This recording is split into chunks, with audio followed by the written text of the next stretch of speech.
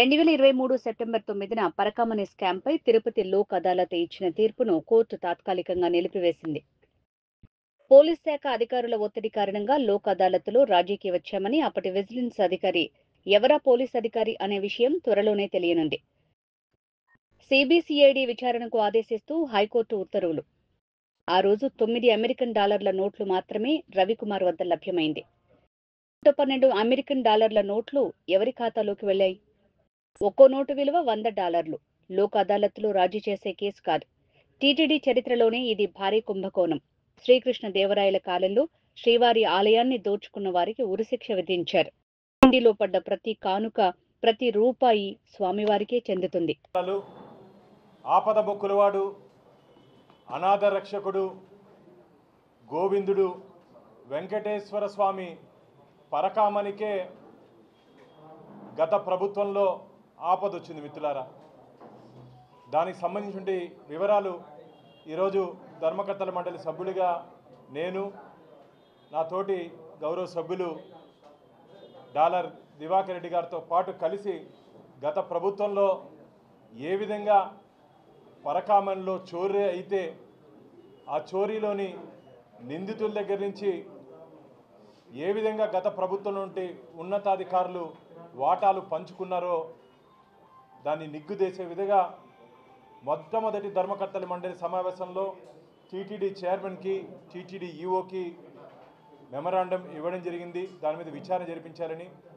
State vigilance and enforcement విచారణ జరుపుతూ ఉంది కాబట్టి ఆ రిపోర్ట్ ఇచ్చిన తర్వాత మనం ప్యారలల్గా విచారణ చేయకూడదు అని చెప్పి ఆ రోజు ఈఓ గారు చెప్పడం జరిగింది.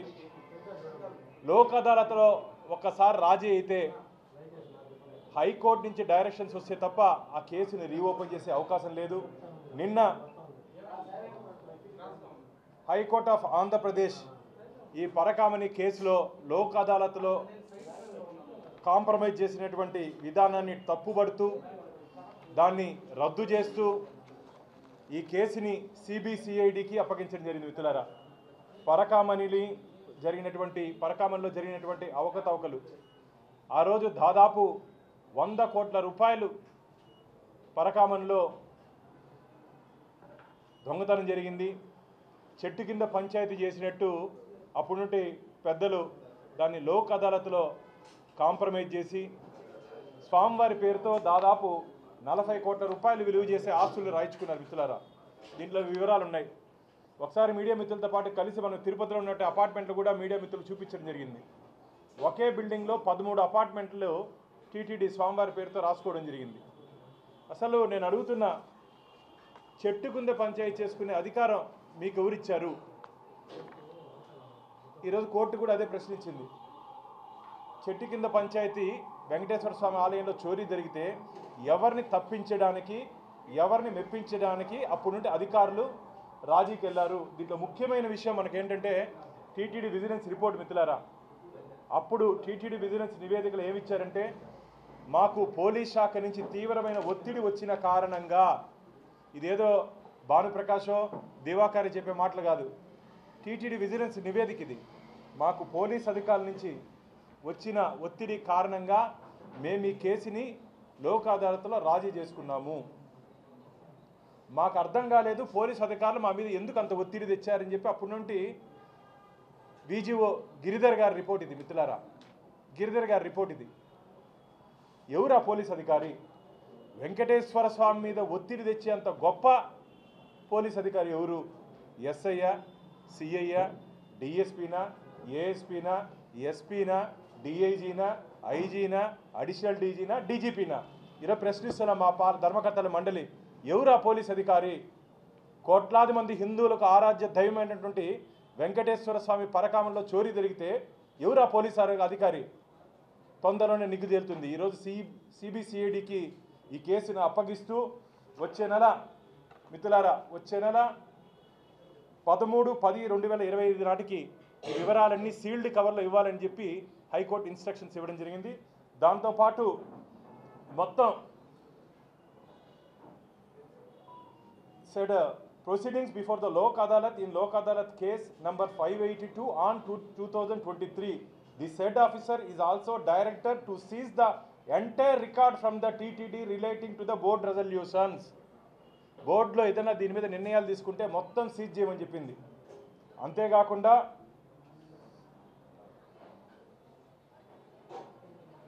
ఈ వివరాల్ని 13/10 లోపల కోర్టుకి హ్యాండ్ చేయమని చెప్పి ఐజీకి అప్పగించడం జరిగింది. దీనికి సంబంధించి ఆ రోజు ఏం జరిగిందో పరకామంలో శ్రీవారి భక్తులకి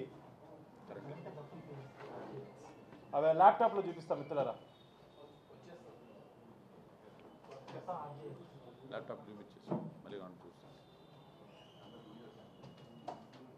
వీడియోలో ఆ రోజు ఏం జరిగిందో విజిలెన్స్ అధికారులు అప్పుడున్నట్టు విజిలెన్స్ అధికారులు తనిఖీ చేసి కేవలం 9 అమెరికన్ డాలర్లు మాత్రమే రవి దగ్గర నుంచి సీజ్ చేయడం జరిగింది మిత్రులారా. కేవలం 9 అమెరికన్ డాలర్లు. ఆ రోజు వాటి విలువ 72,000 రూపాయలు. కానీ ఆ రోజు రవి దగ్గర నుంచి 112 నోట్లు దొరికాయి. సీజ్ చేసిన ప్రాపర్టీ 112. 112లో 9 తీస్తే దాదాపు 102 నోట్లు ఏమైనాయి, ఎవరి ఖాతాలోకి వెళ్ళింది, ఎవరు తీసుకున్నారు? ఆ రోజు దాదాపు 10 లక్షల రూపాయలు ఆయన పరకామ నుంచి తీసేస్తే 9 నోట్లు మాత్రమే చూపించాల్సిన అవసరం ఏముంది? దీంట్లో కేవలం 9 నోట్ల సీజ్ చేసినట్టు చూపించినారు మిత్రులారా. కేవలం 9 నోట్లు. ఇప్పుడు మీకు ఆ విజువల్స్ నీట్గా కనపడుతుంది. రవి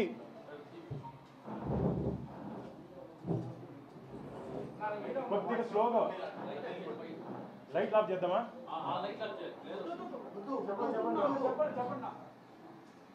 ఇక్కడ జాగ్రత్తగా గమనించినట్టయితే ఇంత కట్ట మిత్రులారా, 112 నోట్లు అంటే ఇంత కట్ట వస్తుంది.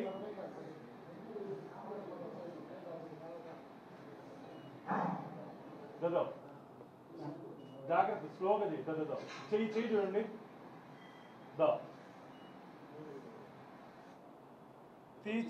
ఆ నోట కట్టలు తీసుకొని మళ్ళీ పెట్టు. నోట్ల కట్ల తీసి కాళ్ళ మధ్యలో దాచుకున్నాడు. అలా కొద్దిగా వెనక్కి రామా, అలా ఇంకొద్దిగా బ్యాక్. దాని అట్లా స్ట్రక్ చేసి కొద్దిగా పాస్ చేయొచ్చా?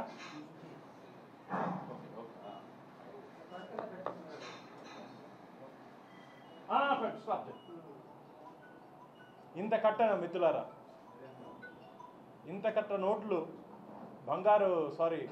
అమెరికన్ డాలర్స్ 112 నోట్లుంటే కేవలం 9 మాత్రమే దొరికాయని చెప్పి ఎందుకు ఎఫ్ఐఆర్ చేశారు?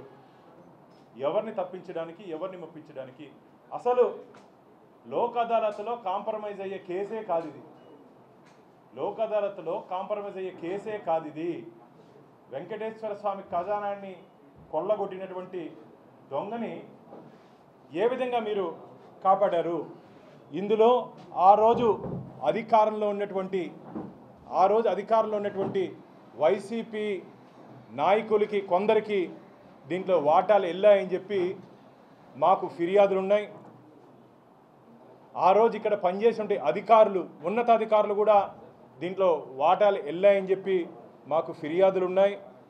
కాబట్టి దీని మీద నిగ్గు తేల్చాలని చెప్పి నేను రాష్ట్ర DGP, director general of police వారికి ఒక మెమరాండం ఇవ్వడం జరిగింది. డీజీ ఇంటెలిజెన్స్ వారికి ఒక మెమరాండం ఇవ్వడం జరిగింది.